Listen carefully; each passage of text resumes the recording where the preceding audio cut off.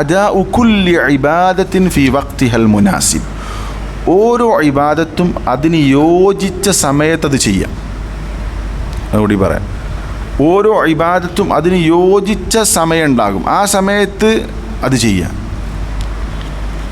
ഇപ്പോൾ നിസ്കാരത്തിൻ്റെ സമയമായി പിന്നെ നമ്മൾ ചെയ്യേണ്ട ഇബാദത്ത് നിസ്കാരമാണ്. അതേപോലെ തന്നെ ഒരു വീട്ടിലേക്ക് ഒരു അതിഥി വന്നു, അപ്പോൾ നമ്മൾ ചെയ്യേണ്ട ഇബാദത്ത് എന്താണ്?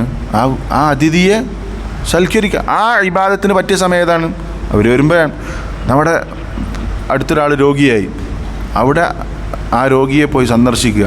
നമ്മുടെ കൂട്ടത്തിൽ ഒരാൾക്കൊരു ആവശ്യം വന്നു, അപ്പോൾ നമ്മൾ ചെയ്യേണ്ട ആ ഇബാദത്ത്, അവിടെ ചെയ്യേണ്ട ഏറ്റവും പ്രധാനപ്പെട്ട ഇബാദത്ത് എന്താണ്? അയാൾക്കുള്ള ആവശ്യം നിറവേറ്റി കൊടുക്കുക. ബാങ്ക് കൊടുക്കുകയാണ്. ബാങ്ക് കൊടുക്കുന്ന സമയത്ത് അവിടെ ഏറ്റവും യോജിച്ച ഇബാദത്ത് എന്താ? ആ ബാങ്കിന് ഇജാബത്ത് കൊടുക്കുക എന്നുള്ളതാണ്. ആ സമയത്ത് നമുക്ക് ഖുർആനോ അതാ ദിക്റല്ല അല്ലേ?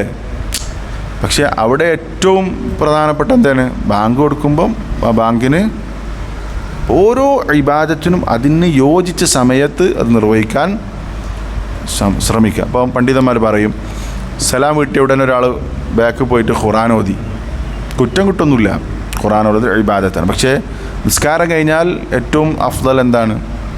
നിസ്കാരത്തിന് ശേഷം വാരിദായി വന്ന ദിക്ർ ചൊല്ലലാണ്. മനസ്സിലായില്ല? ഖുർആൻ വേറെ സമയത്ത് ഓതാം. അപ്പോൾ ഖുർആൻ ഓതൽ തെറ്റാണോ? അല്ല, തെറ്റല്ല. പക്ഷേ അതിൻ്റെ സമയം അപ്പം തീരും അല്ലേ?